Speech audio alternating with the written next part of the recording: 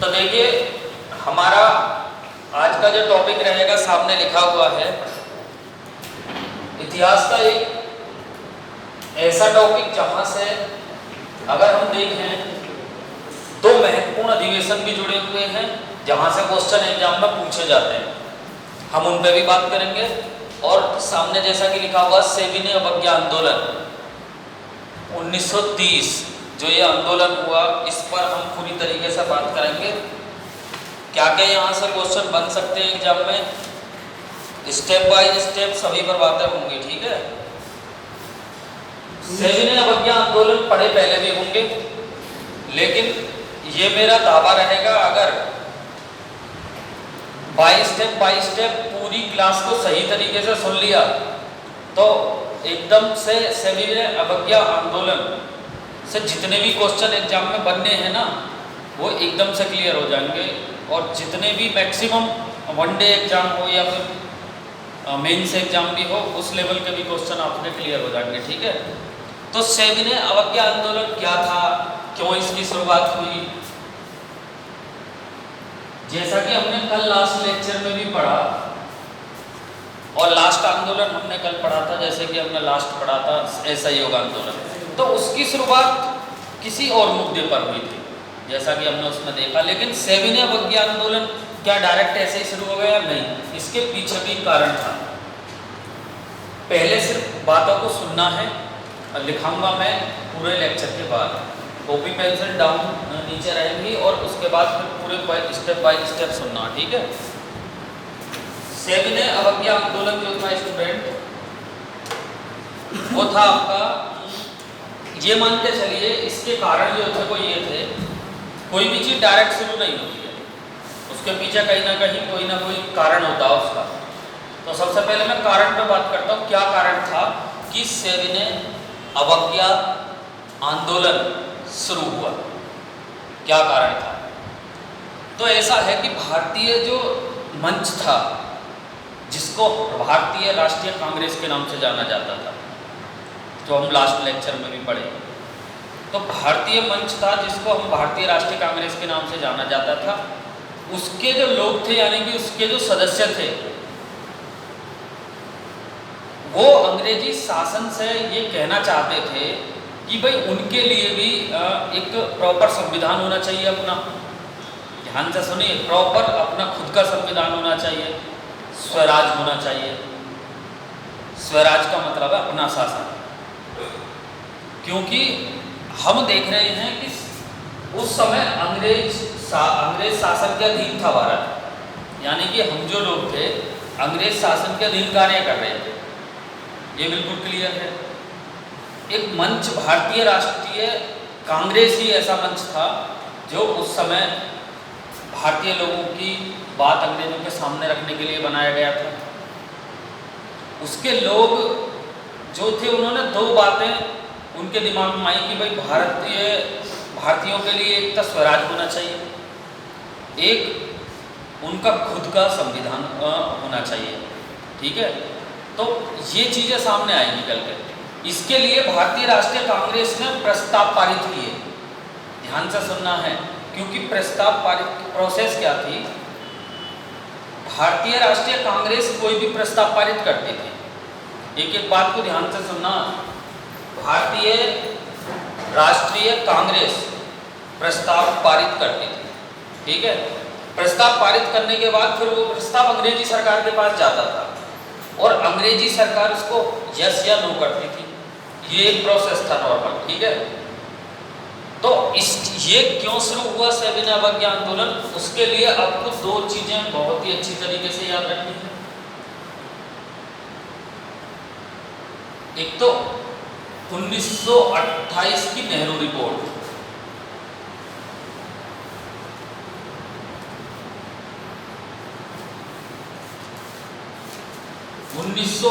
की नेहरू रिपोर्ट, यहां से आपके वनडे एग्जाम में सीधे क्वेश्चन बनते हैं कई बार एग्जाम में, लेकिन हमें मालूम होना चाहिए कि हमें पढ़ना कहां से है। 1928 की नेहरू रिपोर्ट, तो पहले तो एक वनडे एग्जाम में ऐसा क्वेश्चन सीधा बन जाता है कि भाई नेहरू रिपोर्ट कब आई थी, तो अब यहाँ से ये भी क्लियर हो गया 1928 में। ठीक है, इसके अलावा दूसरा पॉइंट क्या याद रखना है इस आंदोलन की अगर हम बात करें तो एक तो थी नेहरू रिपोर्ट, और एक याद रखना है आपको स्वराज की मांग या स्वराज्य की मांग।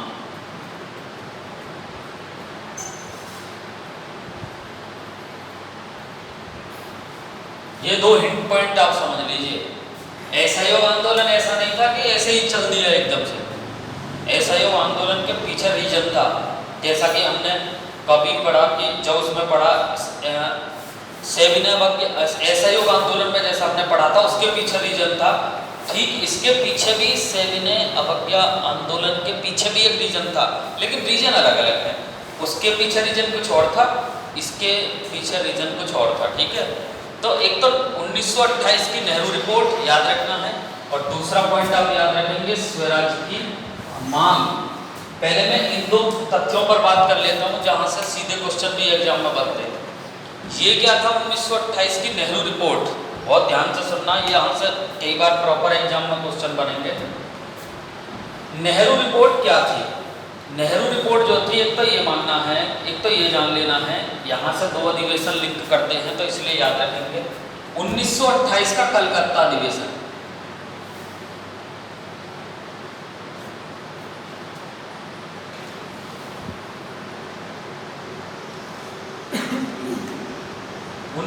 का कलकत्ता में अधिवेशन होता है भारतीय राष्ट्रीय कांग्रेस का। 1928 में भारतीय राष्ट्रीय कांग्रेस का कलकत्ता में अधिवेशन होता है, बहुत ध्यान से सुनना। और उसमें एक प्रस्ताव पारित किया गया 1928 में कि नेहरू रिपोर्ट, एक प्रस्ताव पारित किया गया कि भारत में संविधान के प्रारूप को लेकर एक समिति, एक 8 सदस्यीय समिति बनाई गई। समझ रहे हैं? 8 सदस्य समिति बनाई गई जो भारत का संविधान का प्रारूप तैयार करती, यानी कि भारत का संविधान का प्रारूप कैसा होगा वो सब प्रारूप तैयार करने के लिए एक समिति बनाई गई, पारित किया गया प्रस्ताव। ठीक, वो जो समिति बनाई गई उसी को क्या कहा गया? नेहरू रिपोर्ट। समझ रहे हैं?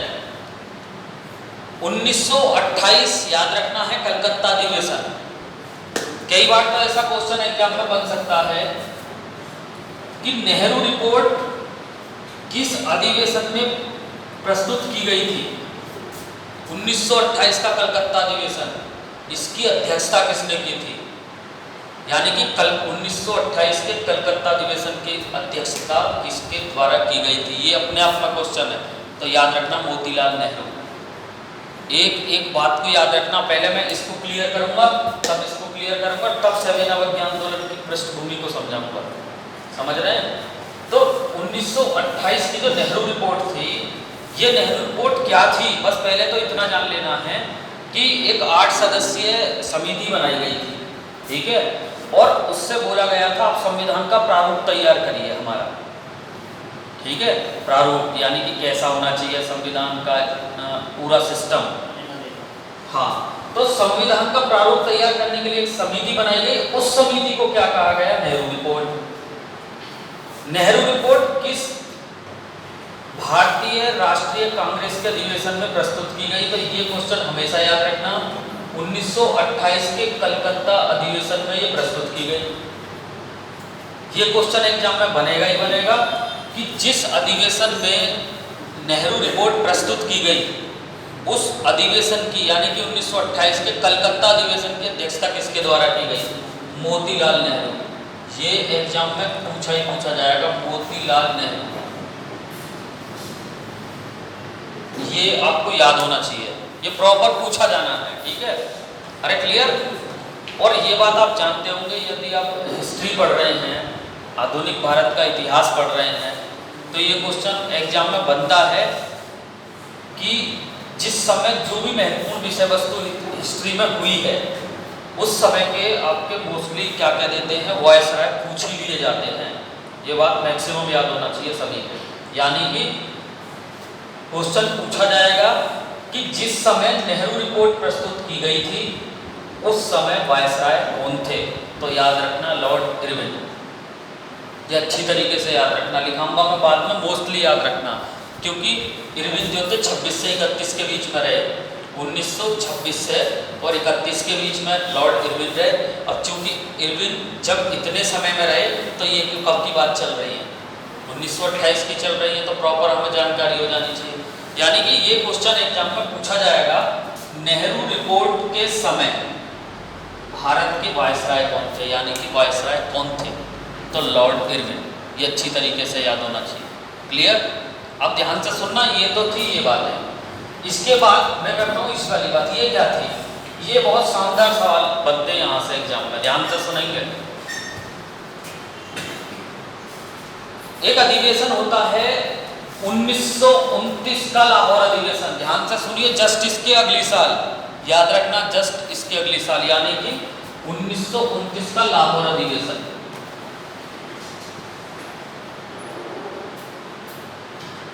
1929 का लाहौर अधिवेशन, क्योंकि आप जानते होंगे उस समय क्या था, उस समय लाहौर जो थे भारत में ही तो थे, ये तो सब बाद में अलग हुए। तो 1929 का लाहौर अधिवेशन, ये इससे भी ज़्यादा बढ़कर है स्टूडेंट, ध्यान से सुनिए, ये कहीं ना कहीं अधिवेशन इससे भी ज़्यादा अप है। अगर मैं कॉम्पिटेटिव एग्जाम की दृष्टि से बात करूँ तो पूछा जाता, इसमें क्या था, अगर एक क्वेश्चन आपसे सीधा पूछ लिया जाए, वहाँ से आप अपने आप हल कर सकते हो कि 1929 के लाहौर अधिवेशन के समय वायसराय कौन थे? तो वही थे लॉर्ड इरविन। अपने आप क्लियर हो जाना चाहिए, क्योंकि जिनकी अवधि ही 1926 से लेकर 1931 है, तो हम अपने आप कर सकते हैं। तो यहाँ भी 1929 के लाहौर अधिवेशन के समय, कांग्रेस के लाहौर अधिवेशन के समय वायसराय कौन थे? Lord Irwin. इसमें क्या था, 1929 के लाहौर अधिवेशन में स्टूडेंट बहुत ध्यान से सुनना है, भारतीय राष्ट्रीय कांग्रेस ने एक प्रस्ताव पारित किया स्वराज का, स्वराज की मांग, और स्वराज का अर्थ होता अपना शासन। ये ध्यान से सुनना, अपना शासन, अपना शासन यानी कि खुद का शासन। क्यों? क्योंकि पहले जो भारतीय लोग थे, जो भारतीय राष्ट्रीय खुद कांग्रेस थी, वो किसके अधीन कार्य कर रही थी? सब अंग्रेजों के अधीन। तो इसलिए याद रखना है कि ये कई बार पूछा जाता है, स्वराज की मांग भारतीय राष्ट्रीय कांग्रेस के किस अधिवेशन में की गई थी? ये कई बार प्रॉपर पूछा जाता है एग्जाम में, तो याद रखना 1929 के लाहौर अधिवेशन में की गई थी। ये भी पूछा जाता है कि इसकी अध्यक्षता किसने की थी? तो इसकी अध्यक्षता जवाहरलाल नेहरू के द्वारा की गई थी, ये भी याद रखना। ये प्रॉपर एग्जाम में पूछा जाएगा, चाहे एग्जाम आप किसी का भी दे रहे हो, जवाहरलाल नेहरू के द्वारा की गई थी। क्लियर?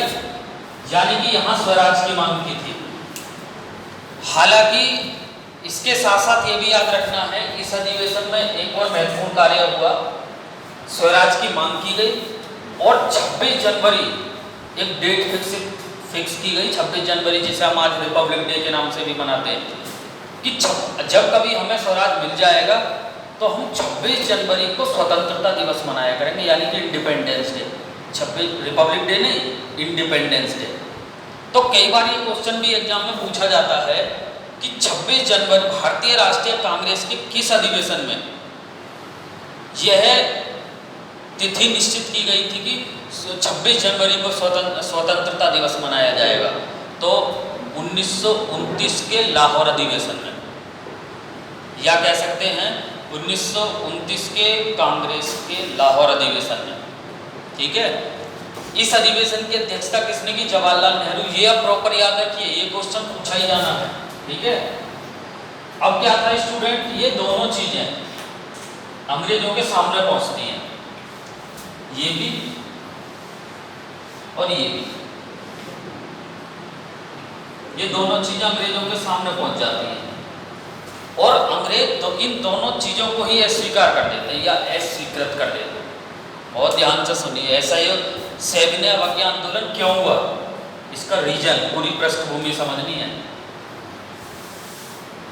तो अंग्रेजों ने दोनों को ही अस्वीकार कर दिया, कह दिया कि भाई हम इसे भी नहीं करेंगे, यानी कि तुम्हारा संविधान का प्रारूप भी नहीं बनेगा। इस तरीके से इस स्वराज की मांग भी उन्होंने ठुकरा दी।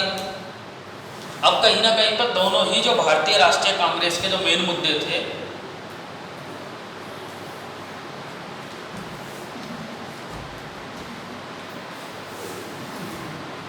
ऐसा मत करो भाई ऐसा क्यों कर रहे हो, ऐसा मत करो। यहाँ पर बोर्ड पर देखिए, पूरा फोकस के साथ, पूरा कंसंट्रेशन यहाँ पर होना चाहिए, है ना। गैस कफ वगैरह हो रही हो तो फिर बालम खीरा है जो पेट को बना देगा खीरा। देखिए, तो फिर एक ये जॉइंट, ये जो आपका ध्यान से सुनना, ये अंग्रेज सरकार द्वारा इनको क्या कर दिया गया, अस्वीकृत, समझ रहे हैं, यानी कि नेहरू रिपोर्ट को भी अस्वीकृत कर दिया गया और स्वराज शब्द की मांग को भी अस्वीकृत कर दिया गया। यानी कि अपने आप में दोनों जो चीजें थी, भारतीय राष्ट्रीय कांग्रेस के जो दो महत्वपूर्ण मुद्दे, ध्यान से सुनिए अब मत करिए, ठीक है। देखो, भारतीय राष्ट्रीय कांग्रेस के जो दो महत्वपूर्ण मुद्दे थे, उन्हें अंग्रेज सरकार ने क्या कर दिया, रिजेक्ट कर दिया। अब सीधी सी बात थी, जो भारतीय राष्ट्रीय कांग्रेस जो भारत का एक मंच बना, वो ऐसा मंच था कि भारतीय जो लोगों की जो एक भावनाएं थी वो अंग्रेजों तक पहुंचे थे, जैसा कि हम पढ़ चुके हैं। अब दोनों ही रद्द कर दिए, या कह सकते हैं अस्वीकृत कर दिए, ठीक है। इसके अलावा तीसरा और उनका एक महत्वपूर्ण मुद्दा जो खुद अंग्रेजों ने किया, जिसका नाम था, आपने पढ़ा होगा, नमक। उस समय नमक पर कर लगा दिया, नमक बनाने पर भी कर लगा दिया। जैसे समुद्र के किनारे नमक बनाया जाता था ना, नमक बनाने पर भी कर लगा दिया। यानी कि दो ये मुद्दे तो डायरेक्ट अंग्रेजी सरकार ने अस्वीकृत कर दिए। ध्यान से सुनिए, ये भी अस्वीकृत कर दिया, ये भी अस्वीकृत कर दिया। और एक खुद साथ ही अंग्रेज सरकार ने नमक बनाने पर रोक लगा दी और नमक पर कर लगा दिया,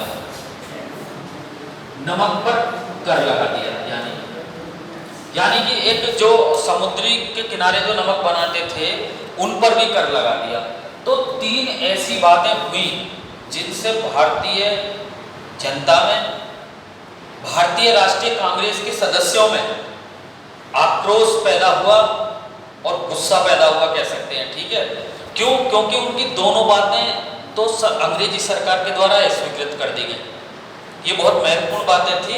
नेहरू रिपोर्ट के माध्यम से तो भारतीय संविधान का स्ट्रक्चर तैयार करने के लिए कहा गया था, ठीक, प्लस लाहौर अधिवेशन के माध्यम से स्वराज शब्द की मांग की गई थी, वो भी उन्होंने क्या कर दिया, स्वीकृत। और साथ ही साथ उसी समय उन्होंने नमक पर कर लगा दिया। तो तीन ऐसे बैक टू बैक मुद्दे हुए जिनसे भारतीय राष्ट्रीय जो कांग्रेस के लोग थे, जैसे कि पंडित जवाहरलाल नेहरू हैं, महात्मा गांधी उस समय आई गए थे, महात्मा गांधी हैं, उसके अलावा भी और थे, उन लोगों में काफ़ी गुस्सा पैदा हुआ, ठीक है। बहुत ध्यान से सुनना है। इसके लिए क्या है, स्टूडेंट बहुत ध्यान से सुनेंगे। जब ये सब चीज़ें हुई तो महात्मा गांधी ने, क्योंकि इसमें महात्मा गांधी का पूरा सहयोग मिला, लाहौर अधिवेशन में जो जवाहरलाल नेहरू ने अध्यक्षता की, इसमें महात्मा गांधी का पूरा सहयोग मिला। होता क्या है फिर बाद में कि महात्मा गांधी ने, यानी कि मोहनदास करमचंद गांधी ने, इन सभी को देखते हुए, यानी कि इन सभी प्रोसेस को देखते हुए जो अंग्रेजी सरकार के द्वारा हुई, मानी नहीं ये बात, 12 मार्च 1930, ये डेट आपको याद रखनी है।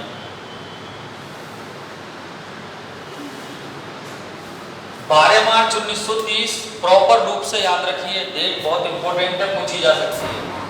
महात्मा गांधी ने 12 मार्च 1930 को, अगर हम देखें, अपने 78 सहयोगियों के साथ, 78, कभी पूछा जा सकता कितने सहयोगी थे, कितने उनके साथ थे।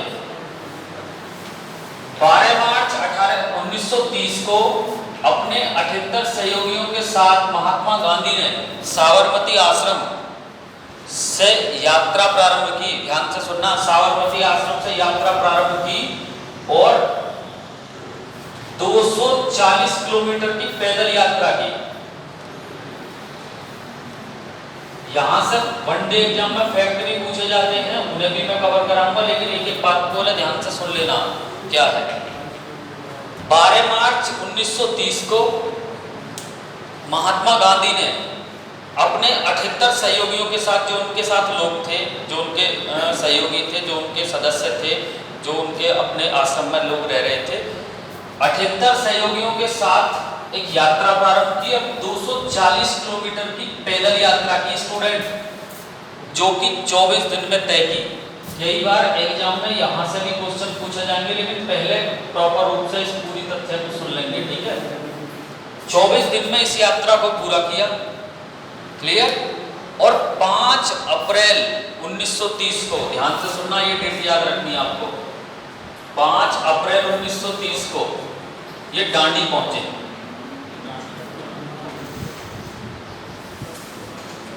5 अप्रैल 1930 को ये डांडी पहुंचे, ठीक है जी। देखिए ध्यान से सुनना, आपने पढ़ा होगा डांडी मार्च, ये सब दांडी मार्च वगैरह सारे इसी कंसेप्ट में क्लियर हो जाएंगे। ध्यान से सुनिए मैं क्या कह रहा हूँ, पहले सारे फोकस के साथ यहाँ देखिए। जब मैं लिखाऊंगा कोई भी आपके सामने दुविधा हो या कोई भी प्रश्न पर डाउट हो तो बाद में पूछ सकते हैं, ठीक है। पहले यहाँ पूरे तरीके से सुन लें। 5 अप्रैल 1930 को ये डांडी पहुंचे। कई बार एग्जाम में पूछा जाता है कि डांडी मार्च जो गांधी जी के द्वारा हुआ था उसमें कितने किलोमीटर पैदल चले थे? 240 किलोमीटर चले थे, 24 दिन में यात्रा तय की, है ना। बहुत अच्छी तरीके से याद रखना, 24 दिन में ये तय की। 5 अप्रैल 1930 को ये डांडी पहुंचे और 6 अप्रैल 1930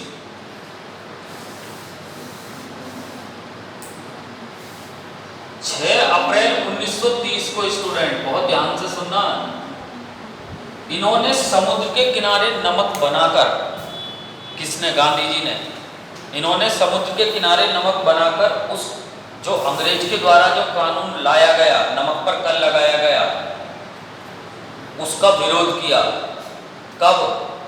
6 अप्रैल 1930 को, बहुत ध्यान से सुनना, 6 अप्रैल 1930 को उन्होंने इसका क्या किया?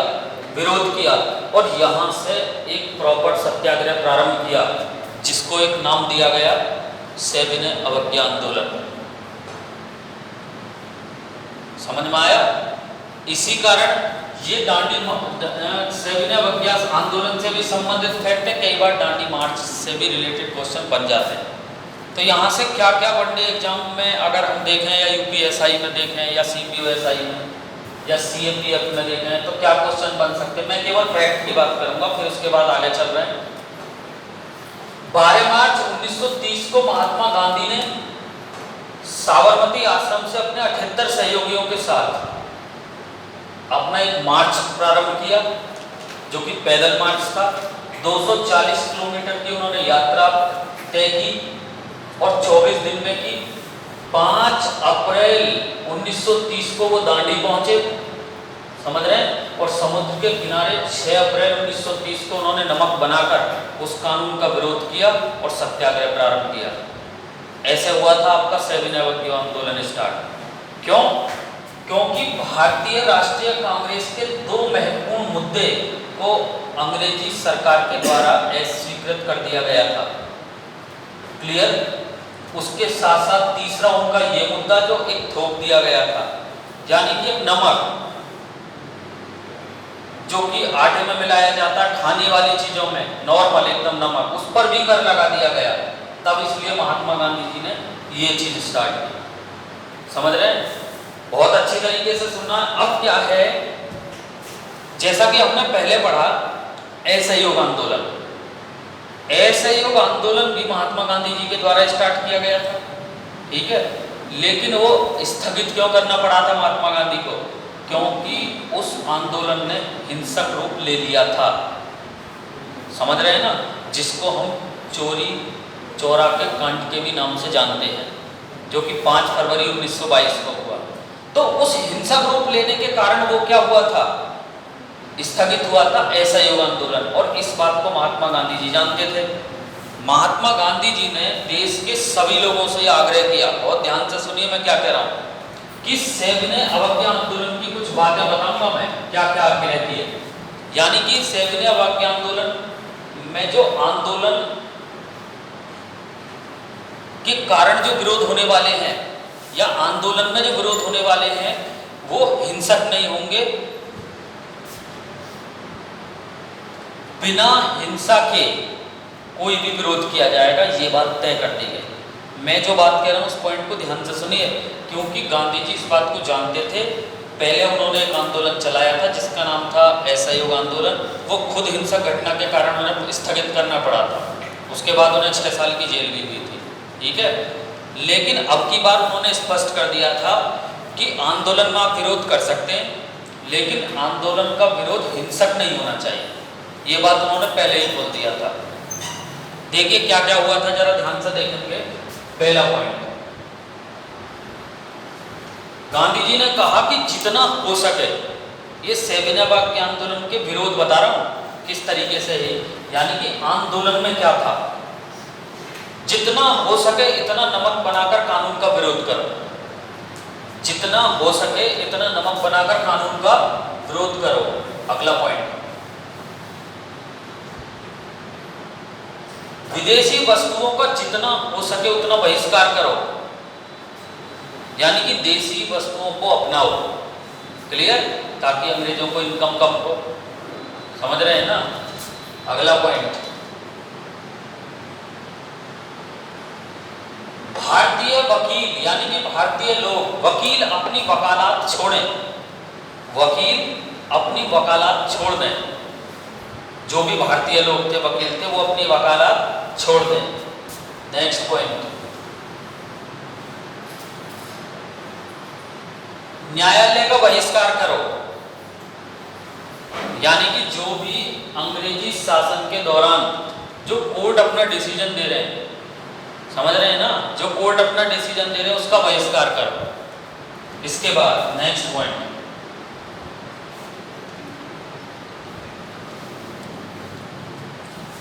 बच्चे, स्टूडेंट, विद्यार्थी स्कूल और कॉलेज का बहिष्कार करो, ये महात्मा गांधी जी ने तय की थी इसमें आंदोलन में बातें। मैं जो एक पॉइंट आउट करके बातें बता रहा हूँ अच्छी तरीके से सुन लेना। जितने भी स्टूडेंट हैं, विद्यार्थी हैं, वो कॉलेज और स्कूल का क्या करें, मैक्सिमम बहिष्कार करो, यानी कि जितना हो सकता है इतना बहिष्कार करो, ये चीज याद रखनी है, क्लियर। जितने भी सरकारी कर्मचारी हैं, जितने भी सरकारी कर्मचारी हैं, सब अपने पद से त्याग पत्र दो, सब अपने पद से त्याग पत्र दो। आया कुछ समझ में? मैं जो बात समझाना चाह रहा हूं वो चीज समझिए। जैसे कि आंदोलन में, यानी कि आंदोलन कैसा हुआ, असहयोग ये जो था, सॉरी, सविनय अवज्ञा आंदोलन, ये कैसा हुआ आंदोलन, ये आंदोलन ऐसा था कि जितना हो सके, गांधी जी ने कहा कि जितना हो सके इतना नमक बनाकर समुद्र तट के किनारे उस कानून का विरोध करो। सेकंड पॉइंट अगर हम बात करें, विदेशी वस्तुओं का बहिष्कार करो, देसी वस्तुओं को अपनाओ। अगला पॉइंट, न्यायालय के द्वारा दिए गए निर्णय का बहिष्कार करो, यानी कि न्यायालय का बहिष्कार करो। अगला पॉइंट, जो वकील हैं वो अपनी वकालत छोड़ दें, क्योंकि इंडिया के लोग भी तो थे जो उस समय कार्य कर रहे थे। सरकारी कर्मचारी अपने पद से त्याग पत्र दे दें, क्लियर। और इसके बाद जो बच्चे हैं, विद्यार्थी हैं, वो स्कूल कॉलेज का बहिष्कार करो। लेकिन साथ के साथ ये चीज गांधी जी ने कह दिया था, ये चीज नोट में याद रखनी है कि प्रत्येक विरोध अहिंसात्मक होना चाहिए, यानी कि हिंसात्मक नहीं होना चाहिए, क्योंकि गांधी जी इस बात को जानते थे, क्योंकि गांधी जी इस बात को जानते थे। तुम्हें भी आ रहिएगा, हवा चले तो आ जा, कई बार ऐसा ही है ना। थोड़ा सा भगाइए इस नींद को, पहले यहाँ पूरे फोकस के साथ सुनिए। तो क्या है, गांधी जी, देखिए इस बात को नोट में याद रखना, गांधी जी ने क्या बात कह दिया था, बहुत ध्यान से सुनेंगे, कि आंदोलन में जो विरोध होगा, अरे ध्यान से सुनिए इधर देखो, आंदोलन में जो विरोध होगा वो हिंसात्मक नहीं होगा, ये तय कर दिया था। अहिंसात्मक होगा, क्योंकि वो जानते थे, उन्होंने एक पहले आंदोलन 10 साल पहले चलाया था जिसका नाम था असहयोग आंदोलन, और वो एक चोरी चोरा की हिंसात्मक घटना होने के कारण ही उन्हें क्या करना पड़ा था, स्थगित, इसलिए यहाँ ये बात तय कर दी थी। समझ रहे हैं? तो अब मेरे हिसाब से आपकी ये चीज़ समझ में आ जानी चाहिए कि सविनय अवज्ञा आंदोलन किस तरीके से चला, क्यों चला, रीजन क्या था इसका, ऐसे चला था, मेन नेतृत्वकर्ता कौन थे, मेन नेतृत्वकर्ता ये थे महात्मा गांधी थे। ठीक है, अरे क्लियर? अब बात करते हैं ये असफल क्यों हुआ, यानी कि ये भी सफल क्यों नहीं हुआ, रीजन क्या था इसका असफल होने का। समझ रहे हैं ना? वो भी असफल हुआ था असहयोग, ये भी असफल हुआ, लेकिन असफल होने का कारण क्या था? देखिए कारणों पर मैं बात करूंगा, एक एक पॉइंट पे आप ध्यान देना है। सविनय अवज्ञा आंदोलन में हिंदू मुस्लिम एकता का अभाव दिखा। पहली पॉइंट, सविनय अवज्ञा आंदोलन में हिंदू मुस्लिम एकता का अभाव दिखा, यानी कि हिंदू एक मुस्लिम एकता देखने को नहीं मिली, इसलिए यह सफल हुआ। दूसरा पॉइंट की अगर मैं बात करता हूं, बहुत ध्यान से सुनेंगे, ब्रिटिश शासन ने इसको क्रूरतापूर्वक कुचल दिया, यानी कि उन्होंने दमन किया, जहां देखा वहां अपनी पावर का इस्तेमाल किया, सैनिक शक्ति का इस्तेमाल किया, प्रशासनिक शक्ति का इस्तेमाल करके उस क्षेत्र में उस आंदोलन को क्या कर दिया, दबा दिया गया। क्यों ये सफल हुआ सविनय अवज्ञा आंदोलन? अगर मैं आगे की बात करता हूं तो आपने सुना होगा गांधी इरविन समझौता, जो 5 मार्च 1931 को हुआ था, ये कई बार पूछा जाता है, गांधी इरविन समझौता।